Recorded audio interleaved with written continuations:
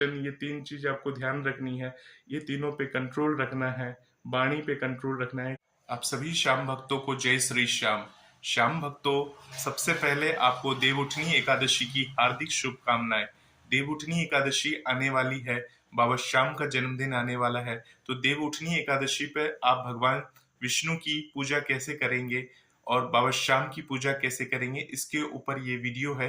तो वीडियो को लास्ट तक जरूर देखिएगा। आप चाहे देवउठनी एकादशी 2022 में मनाए, 2023 में मनाए, 2024 में मनाए, जब भी जिस साल भी आप बाबा की देवउठनी एकादशी आप मनाते हैं, इसी तरह से पूजा आप बाबा श्याम की और भगवान विष्णु की पूजा कर सकते हैं, ताकि आपके ऊपर पूर्ण कृपा बनी रहे। तो चलिए मैं आपको बता दूं कि देवउठनी एकादशी के दिन आपको पूजा कैसे करनी चाहिए। तो सबसे पहले आपको देवउठनी एकादशी के दिन स्नान इत्यादि से निर्वृत्त होकर आपको अपने घर में भगवान की पूजा अर्चना, यानी कि जो आपके घर का जो मंदिर है उसके अंदर भगवान को स्नान कराना चाहिए, विष्णु भगवान को स्नान कराना चाहिए। स्नान करने के बाद विष्णु भगवान को वस्त्र धारण कराना चाहिए, उनका श्रृंगार करना चाहिए, उनको तिलक धारण कराइए, उनको पुष्प अर्पण करिए और उन्हें भोग अर्पण करिए। ये सब करने के बाद आपको उस दिन व्रत का संकल्प लेना है। व्रत आप या तो जल के साथ ले सकते हैं, नहीं तो निर्जला व्रत भी आप रख सकते हैं। तो जो आपको लगे आपके सेहत के अनुसार, यदि आप निर्जला रखना चाहे तो निर्जला अति उत्तम है। परंतु अगर आप नहीं रख सकते, अगर आपका शरीर स्वस्थ नहीं है, तो आप उस दिन जल के साथ व्रत रख सकते हैं। परंतु जो बूढ़े हैं और जो गर्भवती स्त्रियां हैं, यानी किसी को शारीरिक प्रॉब्लम है, तो वो फलाहार के साथ भी इस व्रत को संपन्न कर सकते हैं। तो आपको सबसे पहले आपको अपने घर के मंदिर में बैठकर ये संकल्प लेनी चाहिए कि आपको आज व्रत करना है। व्रत करने का संकल्प लेने के बाद आपको अपने घर की पूरी घर की साफ सफाई कर दीजिए। साफ सफाई करने के बाद अपने घर को अच्छी तरह से सजाइए।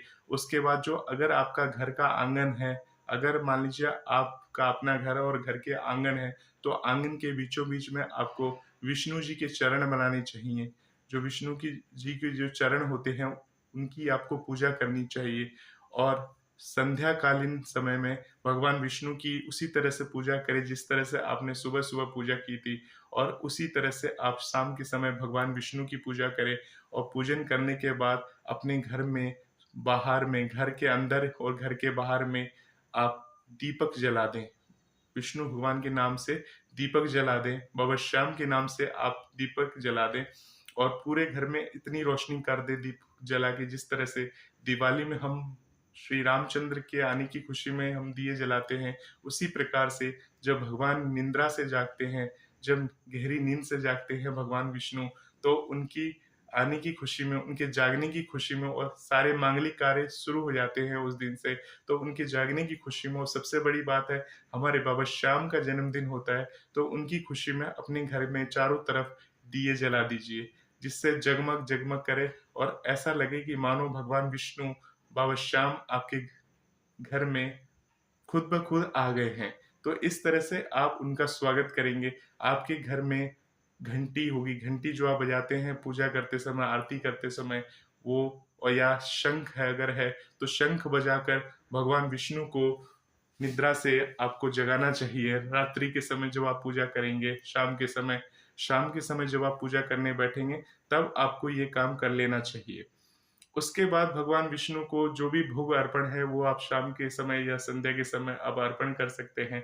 तो इस तरह से आप अपने घर में भगवान विष्णु की पूजा अर्चना कर सकते हैं। और ये ध्यान रखेंगे, उस दिन जिस दिन आप भगवान विष्णु की पूजा करेंगे, जिस दिन आपका व्रत रहेगा, उस दिन आपको कोई भी इस तरह के वचन बात नहीं करना है, क्योंकि मन, क्रम, वचन, ये 3 चीज आपको ध्यान रखनी है।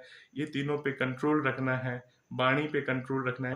किसी से अगर आप बात करते हैं तो किसी से कटुता वाली बातें मत करिए, और मन को साफ रखकर उनसे बात करिए, तो आपका ये व्रत पूरी तरह से फलित होगा। तो अगले दिन जो द्वादशी का दिन होता है, द्वादशी के दिन आपका पारण होगा। 5 नवंबर 2022 को इस व्रत का पारण रहेगा। जो व्रत की तिथि स्टार्ट होती है वो 3 नवंबर से स्टार्ट हो जाएगी, रात को 7:30 बजे से स्टार्ट होगी। जो एकादशी तिथि होती है वो आपको एक दिन पहले स्टार्ट हो जाती है, तो यानी 10वीं तिथि वाले दिन से एकादशी तिथि लग जाती है। तो 10वीं तिथि को शाम को 7:30 बजे एकादशी तिथि लग जाएगी, यानी कि 3 नवंबर 2022 को शाम को 7:30 बजे से एकादशी तिथि लग जाएगी। और ये तिथि लगने के बाद अगले दिन यानी कि 4 नवंबर 2022 को शाम को 6:08 तक ये तिथि रहेगी। तो इस बीच में आप कोई भी शुभ काम यानी शुभ मुहूर्त है, इस बीच में आप कोई भी शुभ काम यानी मांगलिक काम कर सकते हैं, बाबा श्याम को प्रसन्न कर सकते हैं। तो इसके अलावा और आपको बता दूं, जो व्रत का पारण तिथि रहेगा वो 5 नवंबर 2022 को रहेगा। जो कि व्रत पारण जो रहेगा वो 6:40 से लेके और 8:57 तक आपको, यानी कि 9 बजे के से पहले पहले आपका एकादशी तिथि का व्रत का पारण कर लेना है द्वादशी तिथि के अंदर। देखिए, एकादशी तिथि वाले दिन तुलसी विवाह भी होता है। अगर आपके घर में कोई भी कन्या नहीं है या आपने बेटों की शादी कर दी है, कन्या एक भी नहीं है, तो इस दिन तुलसी माता और शालिग्राम की विवाह का भी रिवाज है। तो उस दिन आप तुलसी माता का और शालिग्राम जी का विवाह करा देंगे तो आपको कन्यादान की पुण्य की प्राप्ति होगी। कन्यादान जैसे हम कन्या के विवाह करते हैं तो उसका पुण्य फल मिलता है।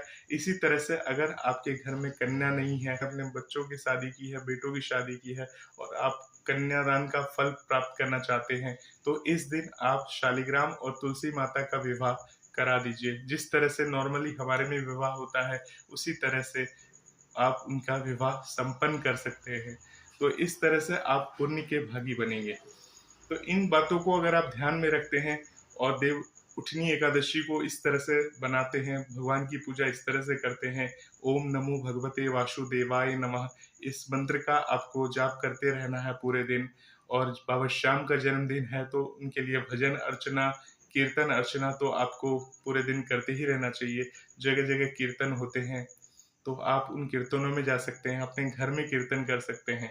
तो इस तरह से करने के बाद भगवान को आप प्रसन्न कर सकते हैं और भगवान के लिए आप अच्छे अच्छे भोग बनाइए अपने घर के अंदर।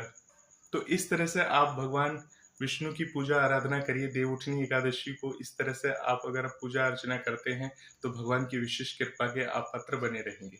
बहुत बहुत धन्यवाद हमारे इस वीडियो को देखने के लिए। आने वाले वीडियो के लिए तैयार रहिए। तब तक के लिए आप सभी श्याम प्रेमियों को जय श्री श्याम।